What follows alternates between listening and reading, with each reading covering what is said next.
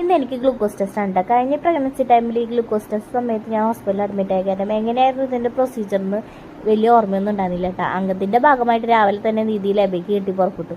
അപ്പോഴാണ് പറയുന്നത് അവർ ഗ്ലൂക്കോസ് കുടിച്ച് കഴിഞ്ഞിട്ട് 1 hour കഴിഞ്ഞിട്ട് 2 hour കഴിഞ്ഞിട്ട് ടെസ്റ്റ് ഉണ്ട്. അതേ സ്പീഡിൽ തിരിച്ചു പോകുന്നു കേട്ടോ. പോകുന്ന വഴിക്ക് ഗ്ലൂക്കോസും വാങ്ങി വന്ന് ഗ്ലൂക്കോസ് കലക്കി കുടിച്ചിട്ടാണ് 1 hour കഴിഞ്ഞിട്ട് 2 hour കഴിഞ്ഞിട്ട് പോകുന്നത് കേട്ടോ.